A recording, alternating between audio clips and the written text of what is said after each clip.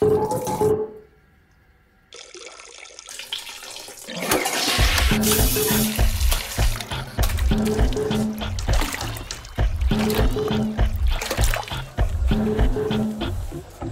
love making documentaries. I've made a lot of documentaries in the past. The best known, I guess, was Touching the Void.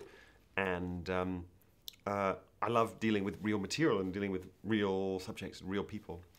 And so when the idea for this film came up, I thought, you know, this could be something totally new. It's a totally new kind of film, a film made not just with user-generated content, but with user-generated content from around the globe.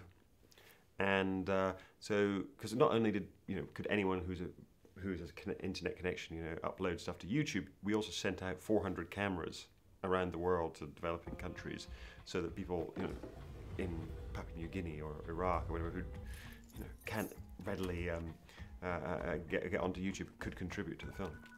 You know what? We didn't actually know how many we were going to get. I think. You know, the day before the filming day, so the 23rd, we sat with some people from YouTube who were helping us technically, and we sort of said, you know, how much do you think we're going to get? And they were like, well, the most we've ever had before for, or most anyone I think has ever had before for kind of uploading project like this was, I think, around 10,000. And we had 10,000, or more than 10,000 within the first day uploaded, and we gave people a week to upload it. So, yeah, we had to hire more staff. But actually it was a good thing, because of course the more you get, the more good stuff you're going to have.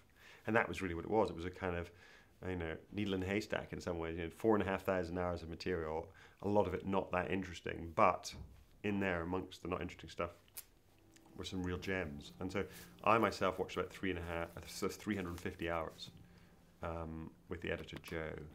And, you know, it was obvious when you even watched that 350 hours, the bits that made you sit up and you thought, wow, that's interesting, that's funny, or that's moving, or that's beautiful. You would take those bits out. And we ended up with probably only about 15 hours of really, really good material, and that's what we cut the movie from. No, I did think about shooting something, but then I thought, you know, it's a bit unfair, isn't it? Because, you know, I'll put my own thing in. I think, like a lot of people, I took a camera out and I thought, if something really amazing happens, I'll shoot it, which was kind of not really the point. The point was for people to film their lives, even if it was mundane.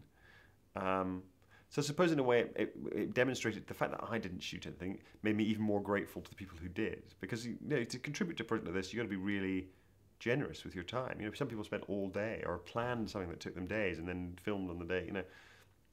And then they uploaded that for free, and, you know, nobody's getting paid to do this. Nobody's getting any great rewards from doing it. So I think that comes across in the movie. That actually, when was the last time you went to the cinema and you saw a film where people actually are doing it because they love it, not because they hope, oh, I'm going to make a fortune out of, or is it going to improve my image, or whatever it is.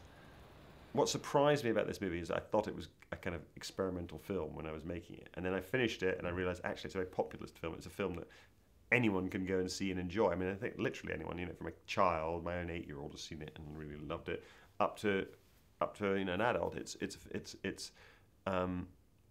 It works like a traditional movie in that it's highly emotional. You know, it makes you laugh and it makes you cry and it makes you think. So that's one aspect. As to how it's going to be perceived in the future, I think in some ways it's the first movie which is really about the experience of being on the internet. It's the first movie I think of which is a kind of metaphor for the experience that so many of us now have, you know, surfing the web, where we're connecting to people all around the world, where physical connections are no longer as important as you know, electronic ones, where, you know, we dip in and out of different worlds and different zones, and from humor to tragedy to news to this, you know, it is a film which is about that experience, and I think maybe it'll be seen as that in the future. I hope it will be. And also, just simply, it's also a great time capsule. You know, you've got that 4,500 hours of footage, you know, I'm going to give that to a library and it's going to sit there, and in 100 years' time people will be able to use that as an amazing resource to say, you know, really what was it like to be alive on that day, and go through it and see all those amazing details, the details which big history leaves out, you know, because they're too mundane, but that we can relate to more.